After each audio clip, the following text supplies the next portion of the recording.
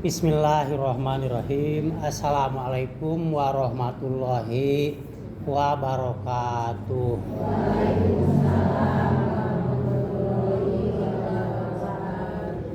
Alhamdulillahi rabbil alamin. Asyhadu an la ilaha illallah wa asyhadu anna Muhammadan abduhu wa rasuluh.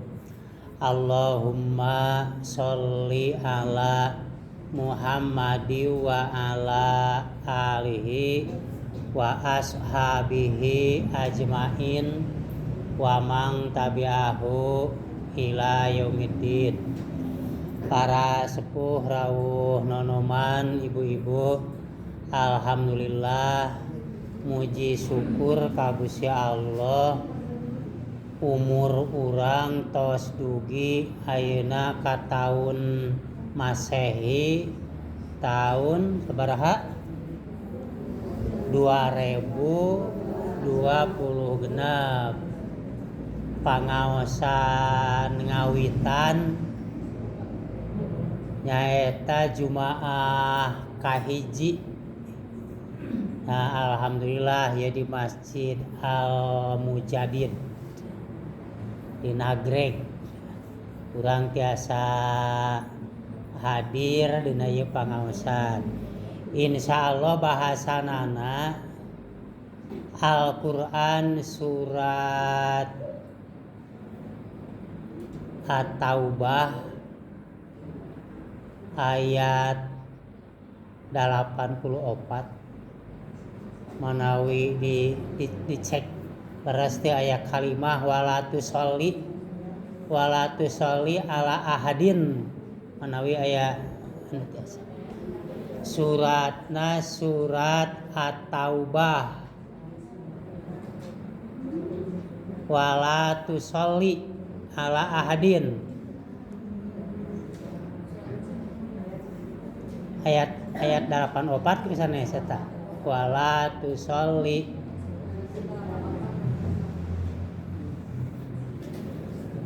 sanes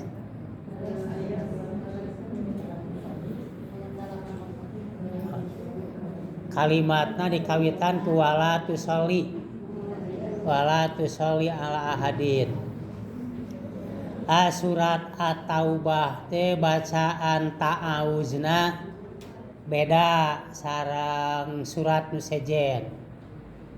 Ari surat anu sejen mah a'udzu billahi minasyaitonir rajim. Teras bismillahirrahmanirrahim. Ari surat At-Taubah mah teu nganggo bismillahirrahmanirrahim. Ta'awuzna oge beda. Dina Al-Qur'an anu teu acan aya tarjamahan biasana sok ditulis ta'awuzna. A'udzu billahi minan nar wa min syarril kuffar wa min ghadabil jabbar al izzatu lillah wali rasulihi walil mu'minin. Eta ta'awuzna ta'awuz bade ngaos surat At-Taubah, bade ngaosna sasurat, bade ngaosna saayat. Kitu ta'awuzna a'udzu billahi minan nar wa min syarril kuffar wa min ghadabil jabbar al izzatu lillah wali rasulihi walil mu'minin. Nadina sate acan ayat kahiji dina Al-Qur'an anu teu acan ayat tarjamahan biasana sok ditulis di pinggir. Mung aralit biasana tulisanana. A'udzu billahi minan nar abdi nyalindung ka Gusti Allah tina naraka. Abdi teh ulah jadi suluh naraka. Wa min syarril kufar jeung abdi nyalindung tina kajahatan jalma-jalma kafir.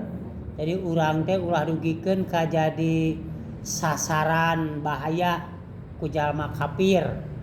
Ya contoh jalma kafir TPKI pan kafirnya gitu.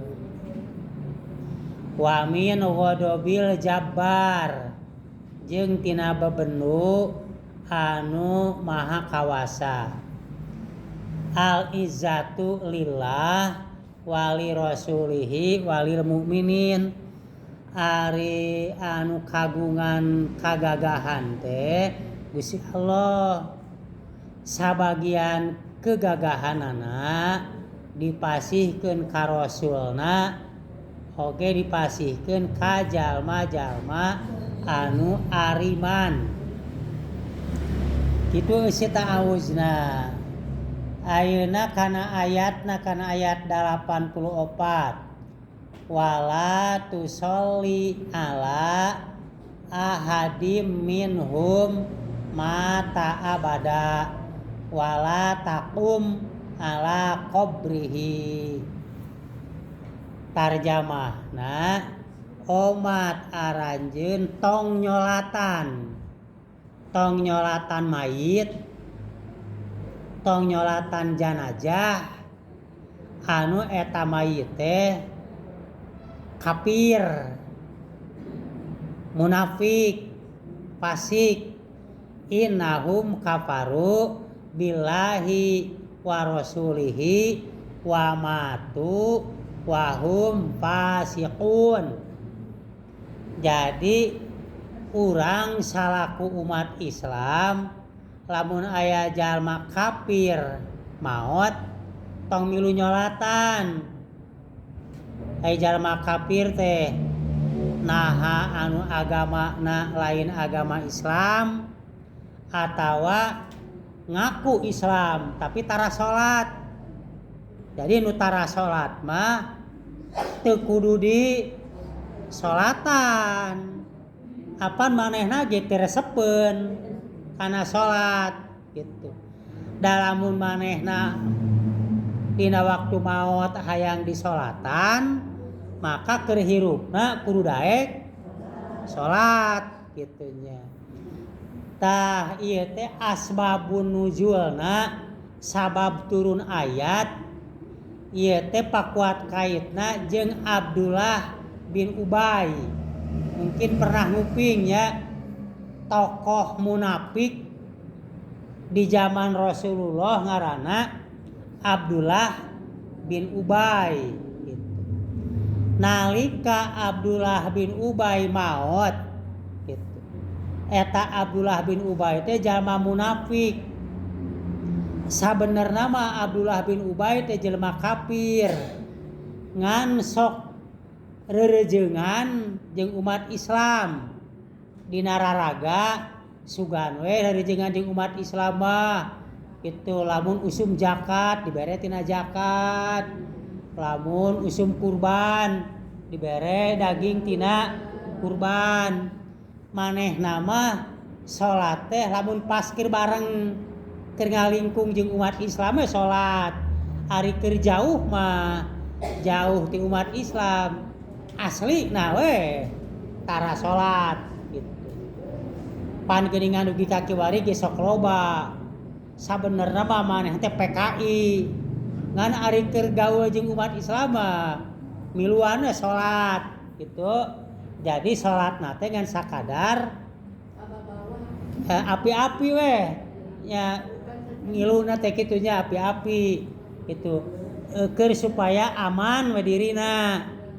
Teu dipikangewa ku umat Islam jeung ngarah aya bagian lamun aya tina zakat, tina kurban gitu. Tah hiji waktu eta Abdullah bin Ubay teh maot gitu.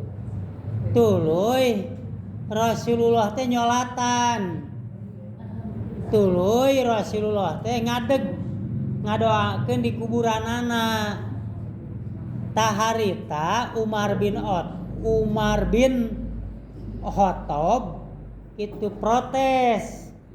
Ya Rasulullah, naha cenah ieu Abdullah bin Ubay disolatan didoakeun pan eta teh jelema munafik. Sabab manehna kungsi nyarita kieu maksudna mah sabenerna manehna mah jelema kafir cenah teh ngan datang ka urang mah manehna mah pura-pura we gitu. Maka turun we ayat ieu gitu. Wala tusolli ala ahadim minhum mata abada wala taqum ala qabrihi. Omat anjeun ulah nyolatan jalma munafik gitu. Jeung omat anjeun ulah ngadoakeun di kuburanana. Nya eta sakur jalma anu kafir, anu munafik, anu fasik. Maka Nabi Muhammad sasauran harita ieu teh terakhir. Jadi kulantaran tos aya turun ayat, maka Nabi Muhammad ge tara deui nyolatan jalma-jalma anu munafik, anu kafir, anu fasik. Nu fasik teh anu bengkok tina ajaran Islam. Tah itu sabalikna mangrupakeun dalil lamun aya umat Islam maot maka kudu dipulasara. Jadi hiji-hijina dalil nu aya dina Al-Qur'an bab tentang wajibna mulasara mayit, mulasara janazah, hukumna fardu kifayah. Hari kifayah teh artina cukup, kafa teh cukup diwakilan ku sawareh umat Islam. Jadi lamun anu sawarehna upamana teu ngiring nyolatan contohna, maka teu dosa di mana ieu mayit tos aya nu nyolatan gitu. Nah, urutanana kumaha urang mayunan jalma anu rek maot tos maot tadi pikareng sena. Lamun urang nungguan jalma anu rek maot teh disebutna sakaratul maut, sakarat. Aya kan ciri-cirina nya, ciri-cirina jalma anu nuju sakarat. Lamun dina tenggorokanana tos ngorok, tos ngageleg-geg ka. Tuluy lamun diasupan cai ge teu lebet, maka eta teh nuju sakarat kitu nya. Tah lamun urang nungguan jalma anu nuju sakarat, urang diparentah kudu talqin. Talqin teh artina magahan anu sakarat. Dipagahanana ku kalimat la ilaha illallah gitu. Sakitu kalimat keur magahan mah nu enteng gitu. Urang ngingetan ka jalma nu sakarat supaya ngucapkeun la ilaha illallah. Naha masih keneh mampu lisana, lamun teu mampu geus tangtu jalma mukmin dina hatena bakal ngucapkeun la ilaha illallah. Sing saha jalma dina waktu sakarat tuluy ngucapkeun la ilaha illallah, maka bakal jadi ahli surga. Jadi jalma anu magahan anu sakarat magahan ku kalimat la ilaha illallah eta teh sarua jeung nganterkeun eta jalma ka surga. Jadi halus pisan tanya gitu, sarua jeung nganterkeun ka surga ulah diantep lamun aya jalma anu nuju sakarat ya gitu. Kitu cirina mah biasana nu sakarat mah sok dina tenggorokanna ngorok ngageleg-geg ka kitu, geuwat teu talqinan kitu. Salajengna di mana tos katingal maot, urang tong paniknya lamun ngabuktikeun eta tos maot encan gitu. Neangan eunteung we, neangan kaca ya, caketkeun we kana lawang pangamungna gitu. Tong diantelkeun, dicaketkeun kana lawang pangamungna. Lamun dina kaca tos teu aya uap ya, eta teh geus maot ya. Da ari jalma anu hirup mah bernapas bakal aya uap gitu. Jadi ulah urang panik tuluy dicana ka rumah sakit dah aya ngayakinkeun engke jadi lami deui gitu. Bahkan bisa jadi biaya deui pan.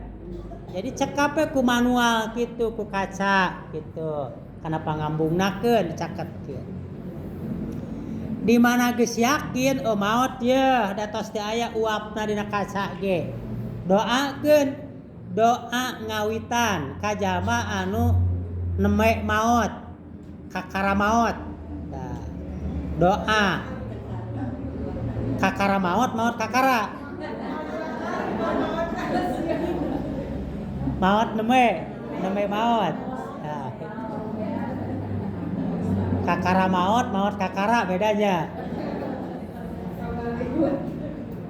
Doana biasana di Sunda mah sok disebut doa nungkup biasana mah. Sabab bari jeung ditungkup kan socana ditutupkeun. Panu maot biasana sok molotot tutupkeun. Terus lameina bahamna tutupkeun. Doakeun.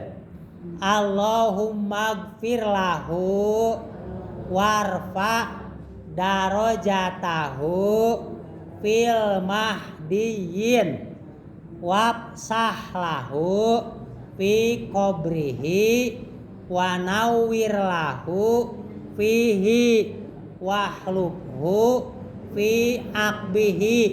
Ya doa ti Rasulullah ya maya mere contoh. Jadi doakeun tah anu namanya ceklek namanya maut doakeun Allahumma gfir lahu, ya Allah hampura anjeunna, warfa darajatahu fil mahdiyin, luhurkeun darajatna di antara jalma-jalma anu meunang hidayah, wabsah lahu fi qabrihi wa nawwir lahu fihi, mugi disenangkeun dicaangkeun di alam barzahna, lain kuburanana jadi caang, da kuburan mah anger poek da teu dilistrikan. Ieu mah kinayah maksudna ieu nu maot teh sing senang hatena sing bagja di alam barzahna. Wahlubhu fi akbihi, mugi diganti deui engke kulawargana ku keluarga nu langkung sae di alam barzahna. Itu engke sing saha jalma anu ngalayad nu nengok teu acan biasana teu acan diibakan, teu acan disolatan, ngalayad kan anu ngalayad teh sok nyanak beas, nu ngalayad nyanak artos. Memang sae pan aya parentahna lamun anjeun ngalayad nu maot saena barang canak boga rezeki mah kirim gitu, tuangeun di antarana. Pan aya hadis nanya saur Rasulullah kitu nya pek ku anjeun jieun dahareun kirimkeun ka kulawarga Ja'far harita nalika Bapak Ja'far maot, aya istrina aya anakna gitu, isna'u to'aman li ahli Ja'far, sok aranjeun mawadahareun keur ka kulawarga Ja'far. Apa anu maot manu kapapatenan kapapatenan mah sok riweuh pan teu kaburu nyangu padahal lapar aya kitu mah pan aya nu ngirim kitu nya, aya nu ngirim dahareunana, aya nu ngirim beasna, aya nu ngirim duitna bisi keur meuli boeh keur muruhan anu ngagali gitu. Tak bari ngalayat teh doakeun ku doa anu tadi teh doana gitu. Salajengna opat perkara anu kudu ku urang dilakukeun nyata fardu kifayah. Itu kahiji ngamandian. Ieu teh ngamandian teh utama nama diparentahkeun teh ka kulawarga. Da anu kudu ngamandian mah keluargana ya. Eta mah dikabaturkeun soteh kulantaran keluargana teu bisa. Dan pang sae-sae nama ngaibakan mah ku keluarga gitu. Lamun awewe maot ku salakina pangalusna mah gitu. Mun lalaki maot ku pamajikanana alusna mah gitu. Jadi nu paling berhak ngaibakan mah keluarga. Jadi tiap keluarga kedah barisa, kedah wani. Da gampang ngaibakan mayit mah gitunya. Urutanana kieu kahiji omehan heula. Jadi palawangan hareup, palawangan tukang bersihan, ulah masih keneh nempel aya kokotor. Nu dibersihan teh nu di luar. Ya, tong diperjal-perjal di jero mah. Jadi lakukeun seperti kanu hirup. Ya gitu. Jadi nu di luar. Dari perjal-perjal mah di jero mah anger mah seep. Angere aya gitu di luar. Tatos kitu basuh heulakeun anggota badan anu sok dipake wudu. Jadi parentahna kitu nya. Basuh anggota badan heulakeun nu sok dipake wudu. Pengertianana sanes diwuduan. Da mayit mah teu kudu diwuduan, da moal salat. Da anu kudu wudu mah urang lamun rek salat hirup. Mayit mah kumaha heulakeun bagian badan nu sok dipake wudu. Bagian badan nu sok dipake wudu tekan rarai sareng mastakana, panangan, sampean. Contoh lamun ngaibakan ku tiluan di rereyang nu saurang ngabersihan rarai, socana, pangambungna, lambeina, cepilna, sareng mastakana di kuramasan. Nu saurang upamana ngabersihan pananganana, nu saurang ngabasuh ngabersihan sampeanana. Tah kitu nu kaduana. Salajengna geus kitu mah kumah sadayana badana bayur sing lantis. Tuluy disabunan, dikosokan. Lamun hayang langkung bersih urang ngosokanana nganggo kaen, nganggo naon lah supaya langkung bersih. Dugikeun ka sabersih-bersihna. Di banyuran deui ku cai dipikeun ka bersih gitu. Terakhir di banyur ku cai anu tos nganggo kamper, nu tos nganggo kapur barus ya. Jadi kamper teh tos direnos, tos dilembutkeun, dihijikeun kana cai, contohna kana teko. Banyurkeun tina mastaka dugikeun kana kakina. Kanggo naon eta teh? Supados baksil-baksilna paeh. Jadi mangpaatna paedahna kamper teh kanggo eta nya. Kanggo ngabunuh, ngabasmi baksil-baksil nu aya dina awak. Jadi kamper sanes diawur-awur dina boeh ya. Lamun diawur-awur dina boeh mah engke da kana kulitna moal rata. Aya nu katempelan, aya nu mungkin teu gitu. Jeung parentahna dina hadisna Rasulullah marentahkeunana banyur ku cai nu terakhir bari nganggo kapur barus. Jadi nya ngalaksanakeun parentah nya oge kan mangpaatna bener gitu. Kitunya ngagunakeun kapur barus. Salajengna saena di zaman keneh teh tos dianukan, tos dilancinganan. Lamun istri mah oge ditutup oge bagian dada. Nya lancinganana marek nyieun tidinya tina boeh pek. Atawa da ayeuna mah tos seueur lancingan cangcut jadi we, arah enteng, cangcutan. Bagian dada bari pangyieunkeun tina boeh pek. Ayeuna mah tos aya lah ibu-ibu ge aya BH. Langsung anggokeun BH. Di zaman kene. Jadi nalika engke tos dibawa ka tempat ngabungkus, jadi laranganana tos tertutup gitunya, jadi rapi gitu. Disadiakeun kain 3 lamar boehna. Teras di kapasan kanggo naon kapas? Kade fungsi kapas. Kapas teh kanggo nutupan ling-liangan bisi engke kaluar baseuh. Ya, ulah di kapasan kabeh, di bulan kabeh, kabitis di bulan, awak di bulan, engke jiga panda tuh. Jadi kapas teh kieu dumpelkeun kana pengkar, bisi engke lubang nu pengkar ngaluarkeun cairan. Jadi pan kaserep ku kapas, engke jadi moal baseuh kana boeh, lawang hareup.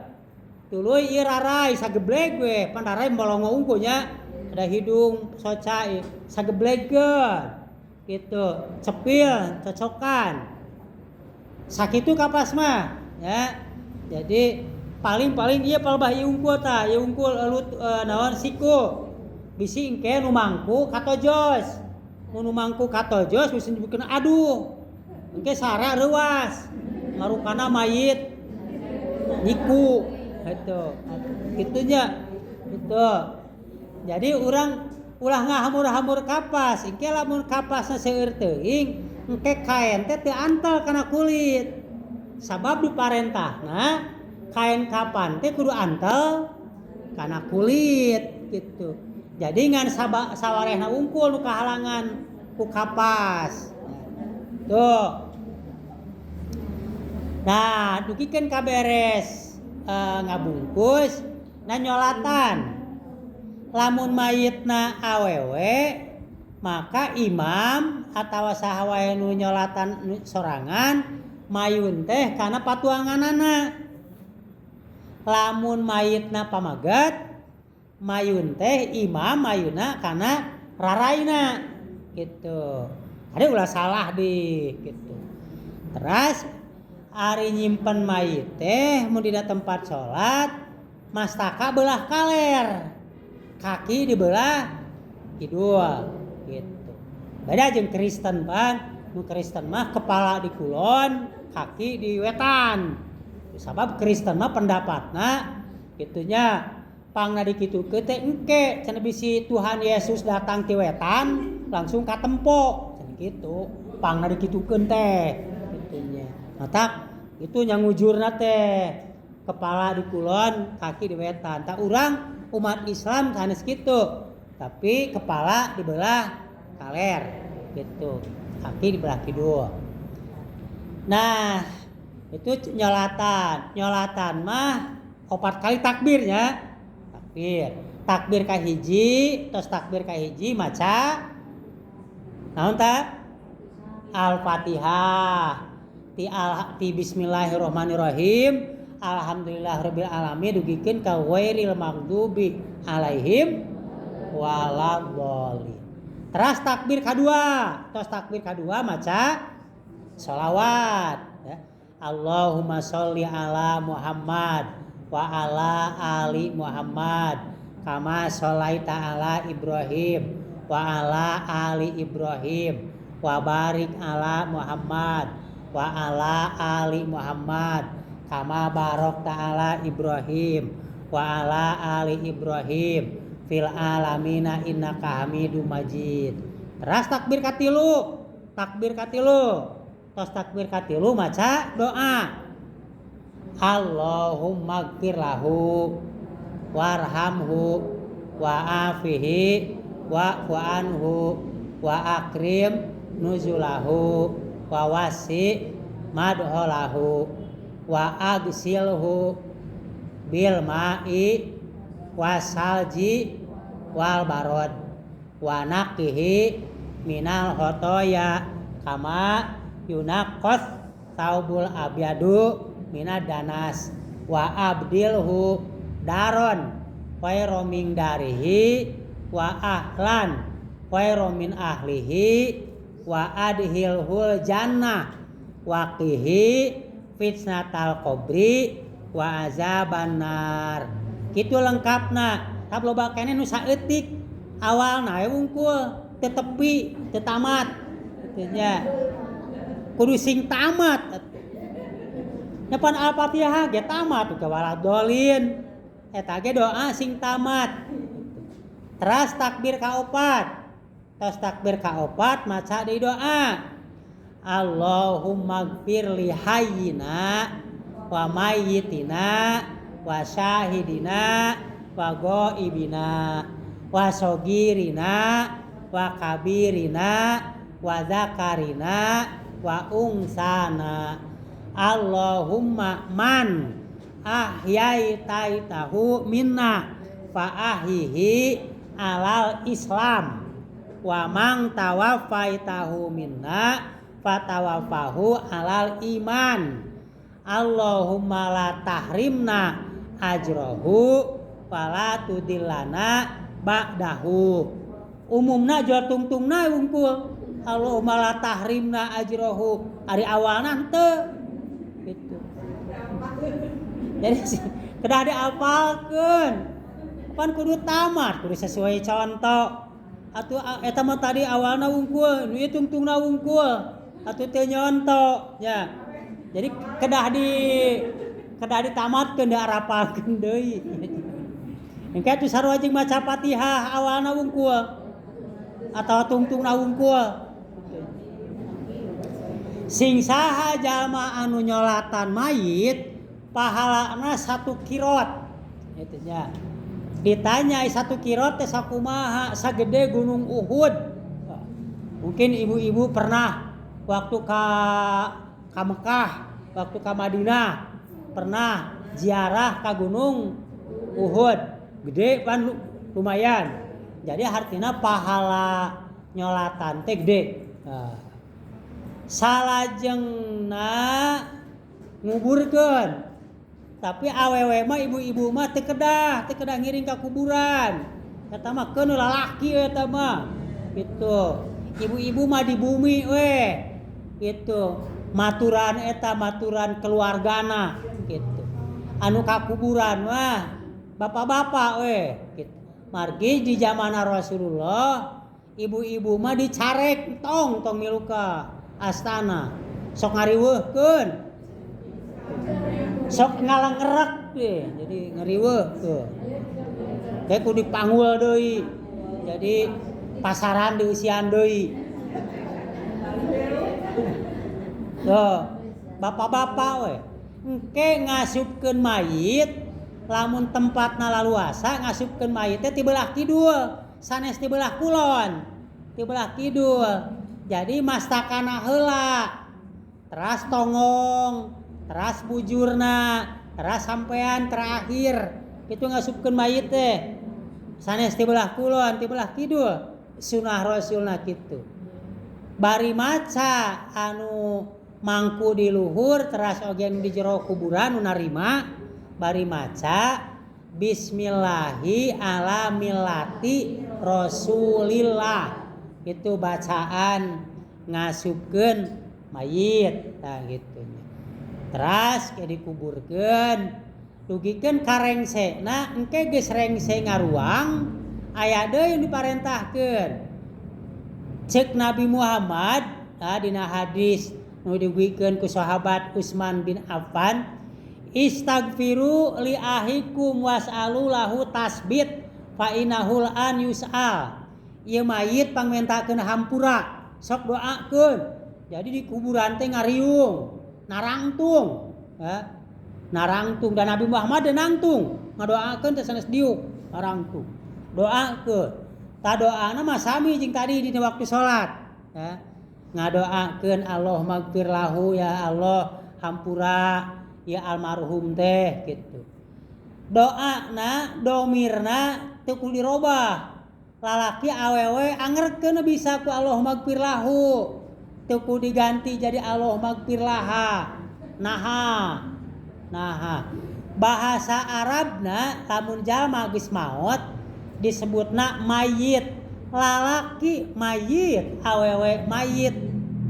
Mayitun teh isi muzakkar. Mayitun teh anu titikna 2 anu kitu tah. Nu jiga nun tapi titikna 2. Eta teh isi muzakkar. Jadi lamun muzakkar mah Allah magfir lahu warhamhu gitu. Dan teu sugan awewe engke waktu jadi mayit engke dimuanaskeun teu. Jadi rek lalaki rek awewe dasarua mayitun isim muzakkar kitu bahasa Arab. Allah magfir lahu we pasti kada dirobah ge kitunya. Teu kudu Allah magfir laha warhamha gitu. Samikeun we jika urang ngucapkeun assalamualaikum rek lalaki rek awewe rek sorangan rek lobaan assalamualaikum we nya. Da teu kudu kieu pada ka awewe assalamualaikum warahmatullah. Assalamualaikum ka awewe kitu nya. Tarua padahal kum hartina mah aranjeun lalaki loba nya. Tapi teu kitu da contona gitu. Tah aya anu tamahan. Contoh tamahan. Ning sok nempo di kuburan aya nu azan. Tah ieu kumaha ieu? Ta ieu teh nu nyontoanana teh aya hiji tokoh agama urang Yaman tahun 1200 Masehi ngaranna Ali bin Husain. Jadi sanes contoh ti Rasulnya tapi ieu teh anu ngamimitianana teh Ali bin Husain urang nagara Yaman diturutan ku urang Indonesia sawarekna.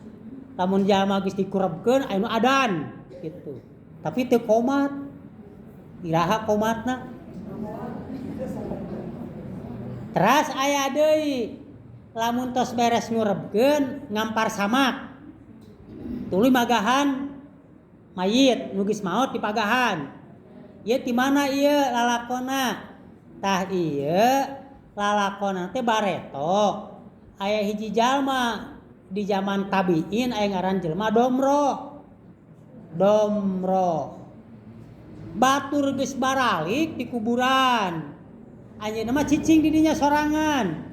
Tuluy magahan nu maot. Ya fulan, qul la ilaha illallah. Ya fulan, qul Nabi Muhammad sallallahu alaihi wasallam. Ya fulan, qul Nabi dinul Islam. Eta teh nu nyontoanana teh Domro. Jadi Nabi mah teu kungsi nyontoan gitu. Tuluy geuningan lamun geus aya nu maot sok tahlilan, sok hajat, ieu ti mana? Itunya. Tah ieu mah produk Indonesia asli. Ieu teh nu ngamimitianana teh ngaranna Raden Rahmat. Ngagaduhan sok disebut Sunan Ampel. Apaan di antara para wali Songo aya disebut Sunan Ampel. Tah Sunan Ampel nu ngamimitianana teh tahun 1400 Masehi. Jadi Sunan Ampel tadi nyontoan aya jalma nu maot di tahlilan, di hajatan, poe ka hiji, poe ka tilu, poe ka 7, poe ka 40, poe ka 100, poe ka 1000. Tuluy engke aya deui ulang tahun, haul, ulang tahun mayit. Ta ieu mah made in Indonesia, made in ti Jawa. Jadi Rasul mah henteu tara Rasul mah. Nah Rasul pernah kitu ngatahlilan Siti Khadijah, teu. Pernah kitu ngatahlilan para putrana, henteu. Ta ieu mah ti Jawa. Gitu. Gitunya. Di Indonesia pasti bakal aya nu terus ngalaksanakeun tahlilan kitu. Nakeun bae da duit manehna ieu gitu. Aya nu bakal nuturkeun sunah Rasul gitunya. Da mising dicarek oge da madaekeun dicarek gitu. Nuturkeun nyaeta Raden Rahmat Sunan Ampel gitu. Nah, sakitu rupeuna mah biasana urang dina menghadapi mulasara mayit. Eta mah anu bade nuturkeun sunah Rasul, nyatuturkeun sunah Rasul. Anu bade nuturkeun sunah Rasul tapi ditamahan tradisi. Tadi pencontohna tahlilan teh tradisi. Gitu. Adan di kuburan teh tradisi. Talkinan di kuburan teh tradisi. Sabab sanes ti Rasul tapi diciptakan oleh seseorang. Tapi kulantaran turun temurun maka disebut tradisi gitu. Moal curak carek, hari abi rek nyarek moal kejeng nyarek. Duit anjeunna, lamun anjeunna hutang, ngahutang ditu boga duit keur tahlilan nganyuk nu berat manehna. Moal miluan kitu. Mangga teh teuing. Bebas we amaluna amalukum ngan ilmu mah kedah diterangkeun supados terang lalakon kan ari ieu azan di kuburan mimitina ti saha geus diterangkeun depan apal oh geuning ti dieu ti Ali bin Husain ari ieu magahan di kuburan oh ieu mah ti Domro gitu ari ieu tahlilan oh ini mah produk Indonesia asli di Jawa gitu di Raden Rahmat Sunan Ampel jadi terang ilmuna gitu sakitu unggul ngabejakeun ilmuna ngarah kitu mah rek ngalaksanakeun dia mau ngalaksanakeun kan tos gaduh pertimbangan dumasar ilmu walataku malai salaka bihi ilmun inna sam'a wa basara wal fuada kulu ulaika anhum mas'ula omat aranjeun ulah migawe hiji perkara anu teu apal elmuna sabab engke panon ceuli hate bakal dihisab gitu. Sakitu hatur nuhun. Alhamdulillahirabbil alamin. Assalamualaikum warahmatullahi wabarakatuh.